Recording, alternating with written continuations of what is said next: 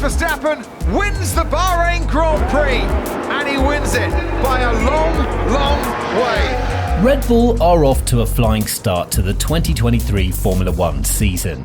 It is victory at the Saudi Arabian Grand Prix for Sergio Perez tonight. With a pair of 1-2 finishes in the first two races, the reigning champions are already the prohibitive favourites to run away with both the drivers' and constructors' title for a second year in a row. The Milton Keynes base team is riding high, but there are others in the paddock who aren't so ecstatic. Lewis Hamilton, accustomed to dominating F1 over the past few seasons, recently shared a fairly hot take on Red Bull's quick car, suggesting the Red Bull has a greater pace advantage over the rest of the field this year than any car Mercedes had given him during their record run of 8 straight championships. But not everyone sees it that way. Fernando Alonso, in particular, didn't miss the opportunity to dish out a little wisecrack at the expense of the 7-time world champion. So, how good is this year's Red Bull car really? Is it indeed the fastest Formula 1 car ever, or might Hamilton need to reevaluate his remark? Stick around to find out.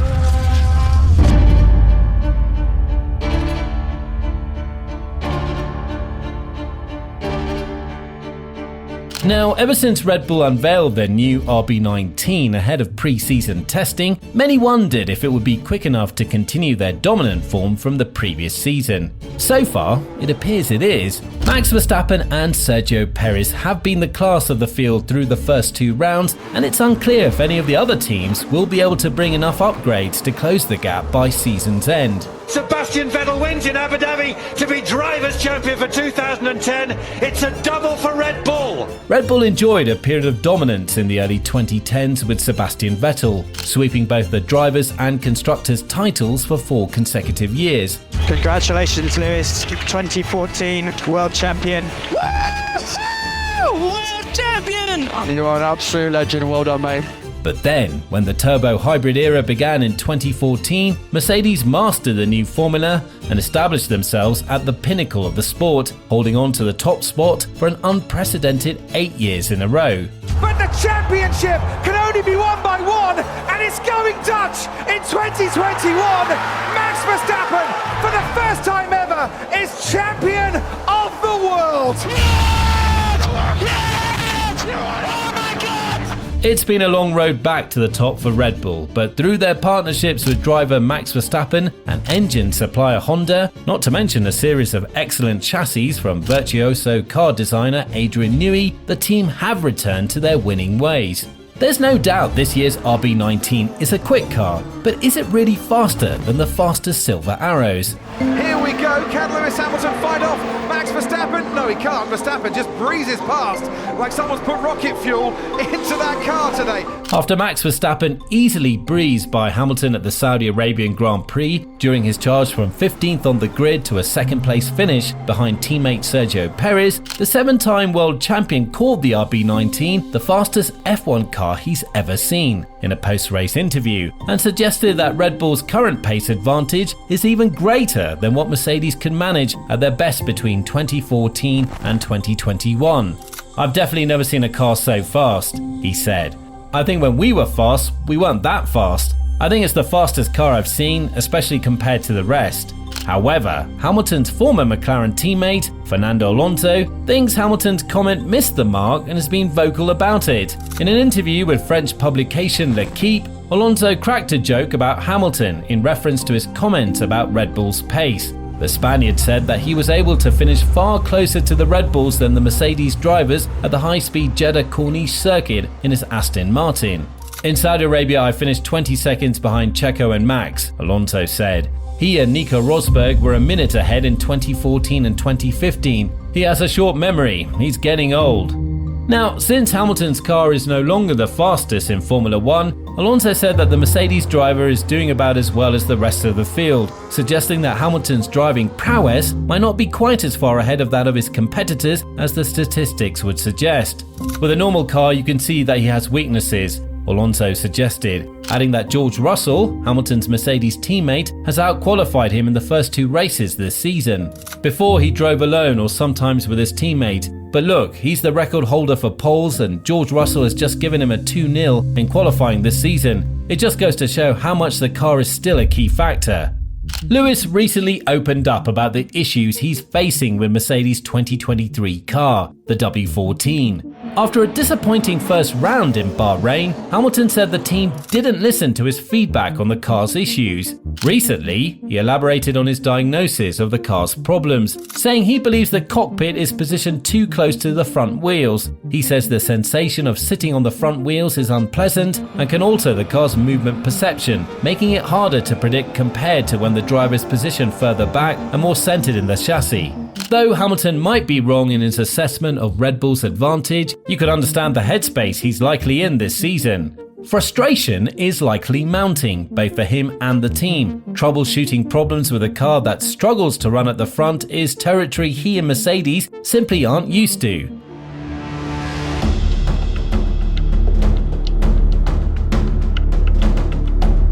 In 2014, Hamilton's second year with Mercedes, he and teammate Nico Rosberg won 16 of the 19 Grand Prix on the schedule, claimed 18 pole positions, and Hamilton only finished off the podium 3 times all year. Nico hit me. That's unbelievable, guys. I can't believe he hit me. Each time as a result of a DNF. Lewis Hamilton, triple world champion. He's done it consecutively. The next season was almost a carbon copy. Mercedes claimed 16 wins of the 19 Grand Prix in 2015, and the only race all year where pole position wasn't claimed by a Mercedes driver was Singapore. Nico Rosberg takes the championship 34 years after his father. In 2016, the Brackley-based team won 19 of 21 races, and again only missed out on putting a silver arrow on pole at a single Grand Prix, which Lewis Hamilton still managed to win, starting from third. Over the 59 Grand Prix from 2014 to 2016, the Mercedes team won an astonishing 86.44% of the time. It's 7 consecutive Constructors' Championships for Mercedes. The following season saw the team rack up 5 more Constructors' Championships from 2017 to 2021, with Hamilton claiming the driver's title in 4 of those years, despite Mercedes rivals gradually closing the gap. First Sebastian Vettel, now with Ferrari, and later an ascendant Max Verstappen with Red Bull. But just as sweeping rule changes gave Mercedes an opportunity to dominate, they've also taken it away. We've had a massive regulation change for this year in aerodynamics particularly, and that's changed the complete shape of the car. And to be able to get the shapes that we want in aerodynamics, we've had to package everything as tightly as we can. We've got to get the sort of tightness we've got in the bodywork. It isn't news that the Mercedes car concept for the 2022 and 2023 seasons, defined by the audacious zero side pod aero concept, has missed the mark. You see the floor there sparking, but not from the point of the floor that we normally see. The car struggled mightily with porpoising earlier last year, making it a challenge to drive. Once that was under control, the car was still off the pace of the front-running Red Bulls and Ferraris. In 2022, Red Bull won 17 of the 22 Grand Prix, assuming the form Mercedes had enjoyed over the past few seasons, and with that, the Silver Arrow's 8-year streak of constructors' titles came to an end, and Red Bull were champions once again.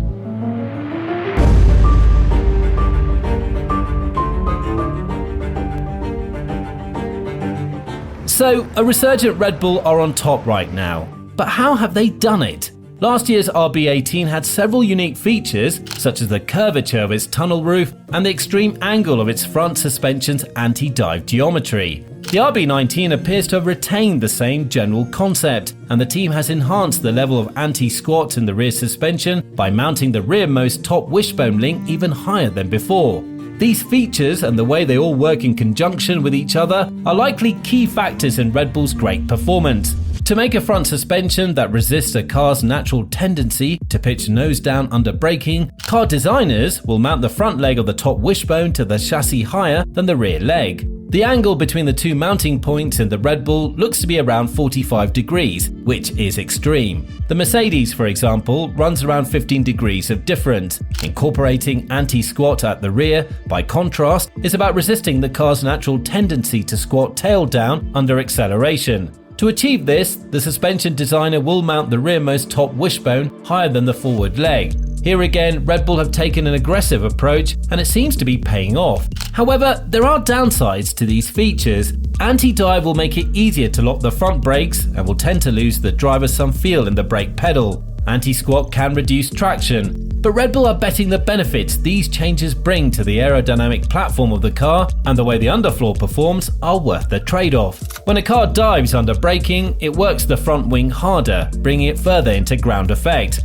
This has the effect of moving the center of aerodynamic pressure forwards, as the car then levels out as the driver comes off the brakes, so the center of pressure begins to move rearwards again, and even more so as he gets on the throttle. These effects are enhanced by the ground effect tunnels incorporated into the cars since last year's regulation change. A car that resists dive under braking would have an even balance through a corner, and less squatting under acceleration would help make that through corner balance even more consistent and result in a car that's more drivable and ultimately faster. We know that the DRS rear wing on the Red Bull is particularly effective, and now he's got access to it.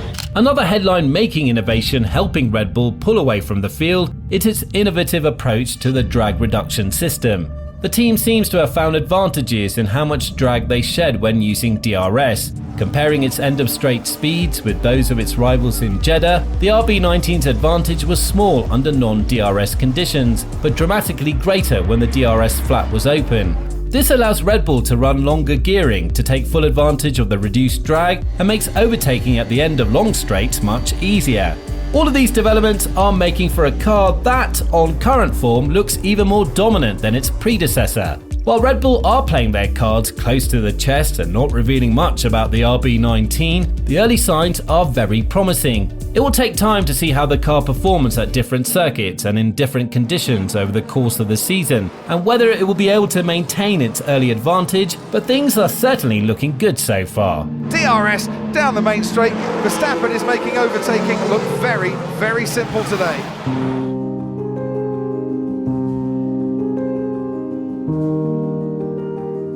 So it's clear that the Red Bulls are fast, but ultimately the gap between their cars and the rest of the field isn't as great as that which Lewis Hamilton and Mercedes enjoyed at their peak. In the final analysis, this is probably a good thing. The cost cap that was put into place for the 2021 season, which prevents dominant teams from simply pouring money into research and development to ensure their car remained the fastest, seems to be preventing top teams from building too big a gap to the rest of the field.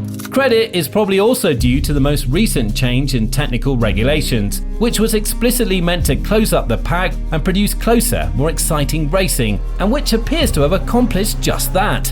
While the Red Bulls have emerged as a clear favourite to win the title this year, there is still the possibility that teams like Aston Martin, Ferrari, and maybe even Mercedes, if they get their car sorted, could be close behind all season long, and wins and pole positions could be up for grabs on any given weekend.